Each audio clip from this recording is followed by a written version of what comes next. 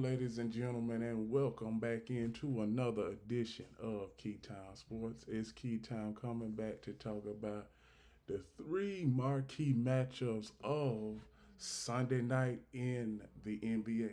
The first one is a top notch matchup in the Western Conference between the Denver Nuggets and the Oklahoma City Thunder. So now we see where the Denver Nuggets starters, Aaron Gordon, Michael Porter Jr., Nikola Jokic, Jamal Murray, and Christian Braun, all of them scored. Aaron Gordon had 5. Michael Porter Jr. had 24. Nikola Jokic had 24. Jamal Murray had 17. Christian Braun had 19. Bench production. Bench production was non existent last night. Zeke Naji the third, Russell Westbrook, he had 4 points. Jalen Pickett had 7 points. So that's from the Denver Nuggets side of things. Now from Oklahoma City side of things, Chet Holmgren had 14 points. Jalen Williams had 26 points. Isaiah Hartenstein had 10 points. Shea Gildress Alexander had 40, another 40, and Lugas Dort had 6 points. Now, bench production for the Oklahoma City Thunder. Jalen Williams had 9, Alex Caruso had 8, Isaiah Joe had 5, Aaron Wiggins had 4, and Cason Wallace had 5. So now we look at both of these teams currently constructed in the Western Conference. Currently constructed in the Western Conference, their standings are Denver Nuggets are at the third spot in the West, and the Oklahoma City Thunder is number one. But let me tell you, I still I still am unsure about the OKC Thunder because I hate to put them in the same boat as the Memphis Grizzlies, but OKC last couple of years has just been a whole bunch of hype. You see that? It's just been a whole bunch of hype. And now we know what OKC can do in the regular season. We know that.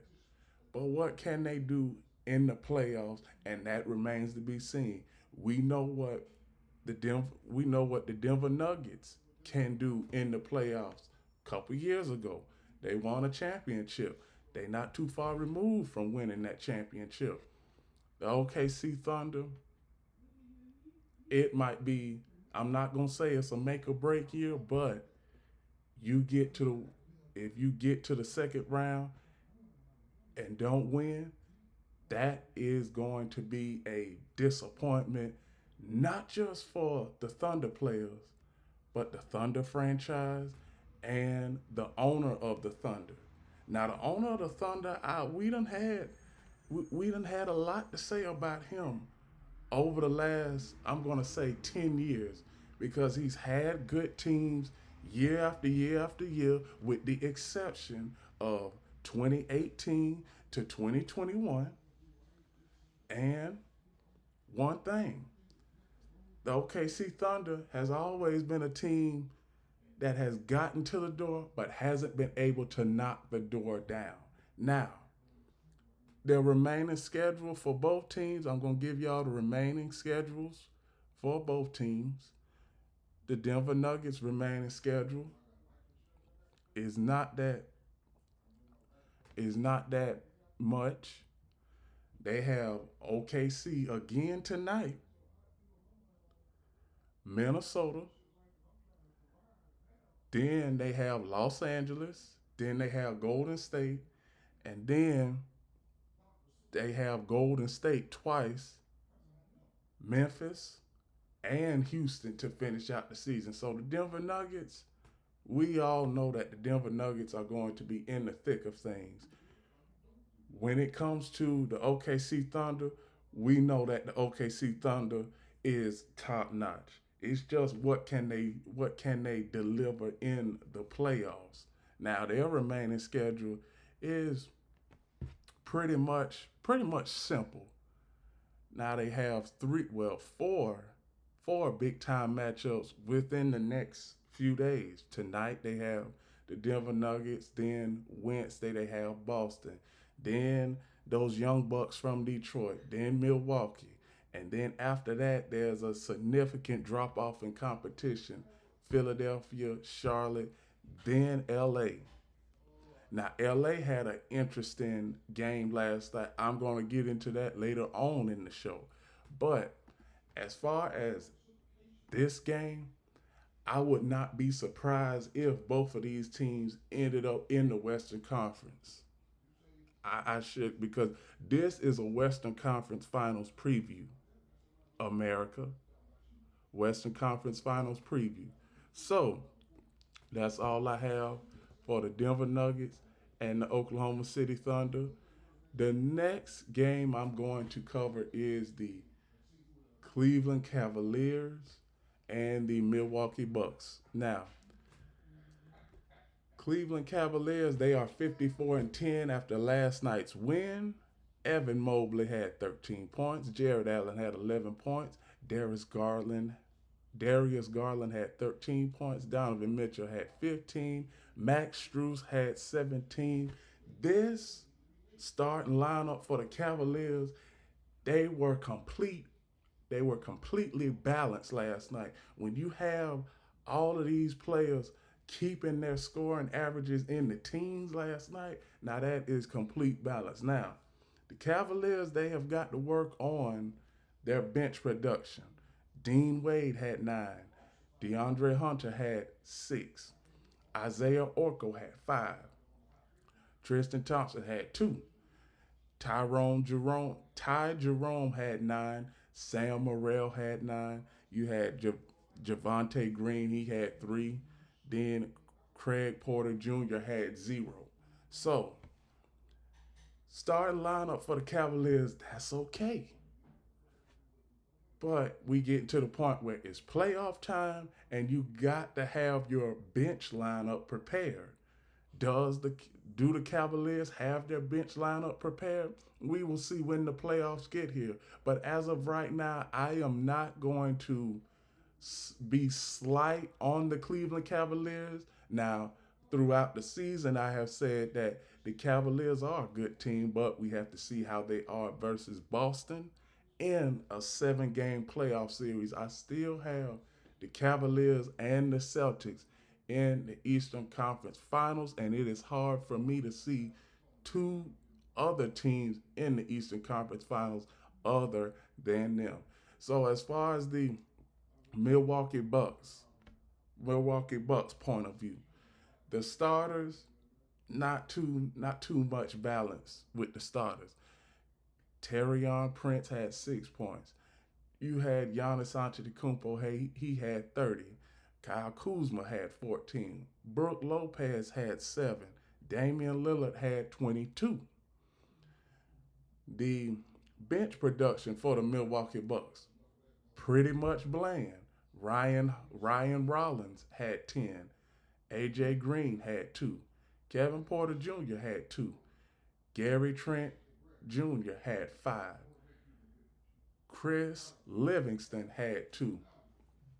Both of these teams, I'm not even going to say this, but both of these teams, like I said, the word of the day is trajectory, because both of these teams are on different trajectories. We expect Cleveland to make it to the Eastern Conference Finals, and we expect the Milwaukee Bucks to fall flat on their face either in the first or second round. And I still do believe that is going to happen. And you have what's hanging over the Milwaukee Bucks' head is Giannis, he might want to go, and Damian Lillard, he might want to go. The Milwaukee Bucks, they were dealt a bad hand hiring Doc Rivers at the middle of last season, because Doc Rivers now has just become an average coach. He has. An average coach with just one championship, and that was in Boston. That was 15 years, excuse me, not 15 years ago, but 17 years ago. That's what it was.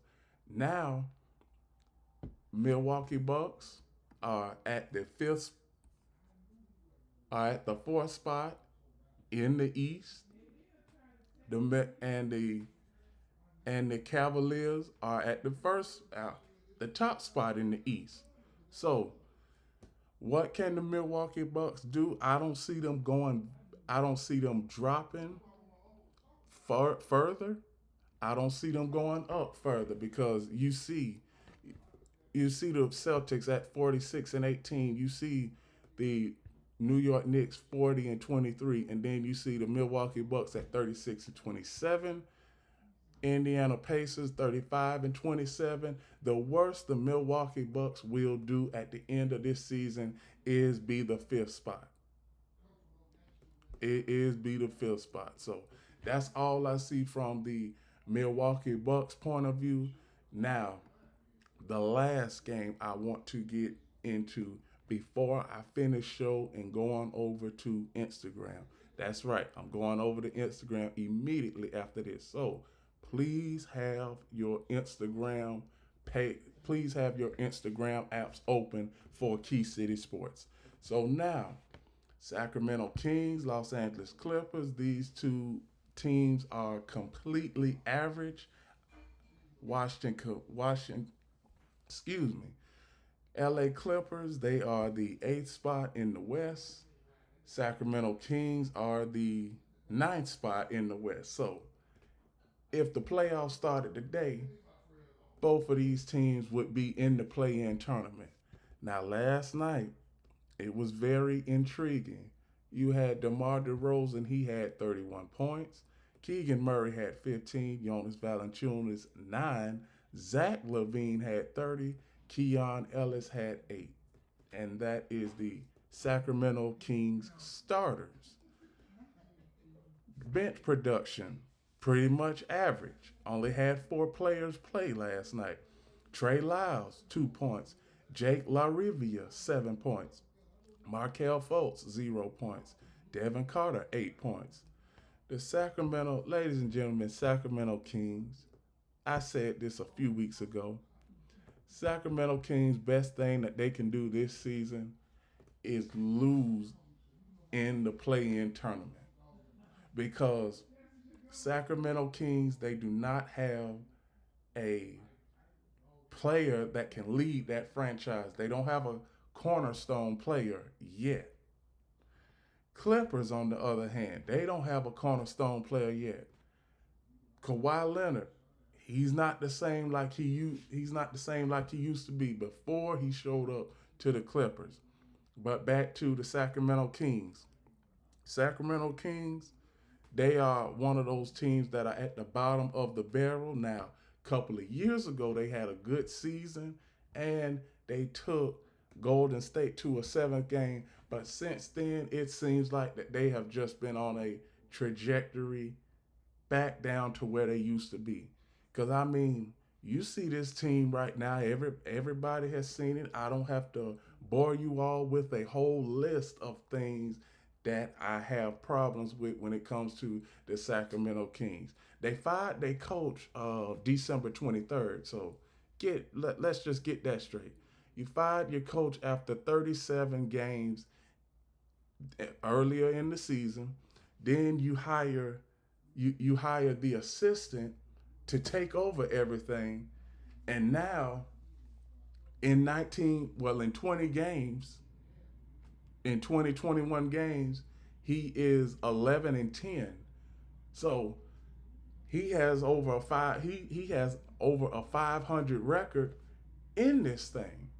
So now, Sacramento, what can you do? What can you do before the end of the season?